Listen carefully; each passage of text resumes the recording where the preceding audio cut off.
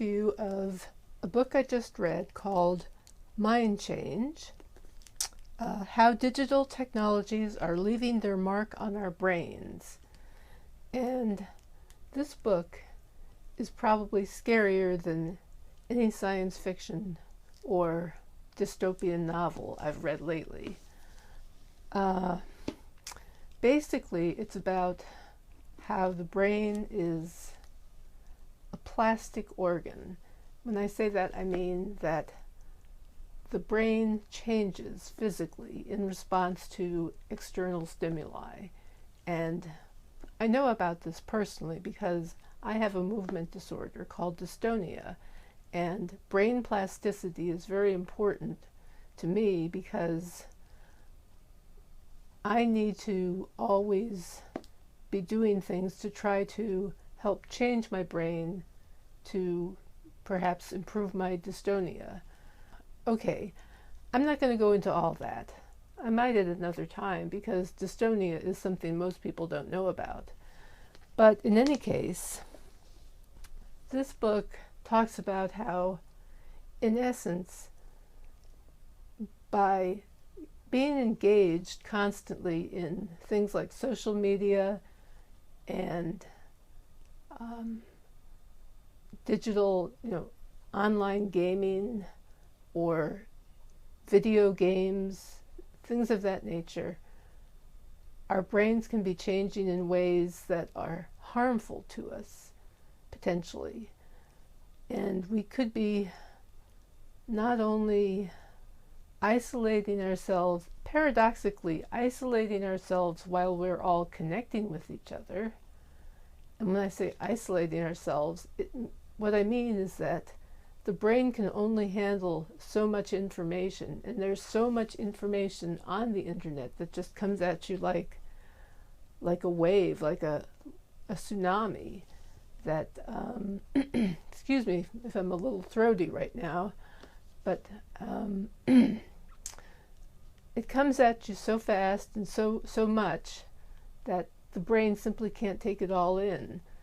So you end up, in essence, siloing yourself among a certain group, and that group ends up becoming like your little bubble that you live within. And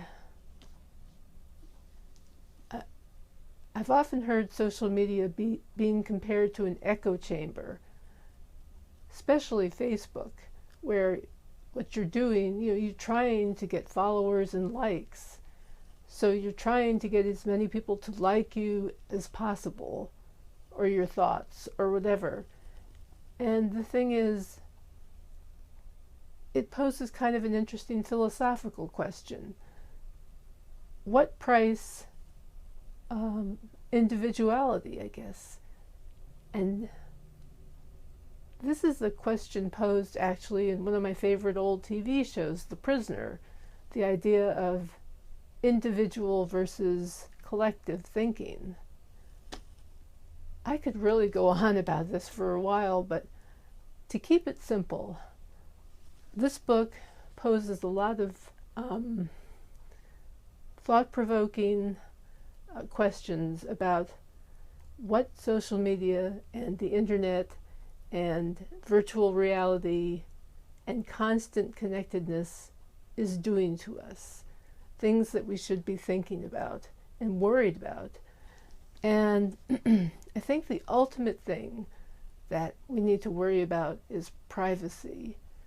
She discusses that at the end, and the idea of being so connected that nothing is held back, that you are always telling people about yourself, revealing everything about you, and it's as if your own identity is reliant on the opinions of others in order to be justified, if that makes any sense.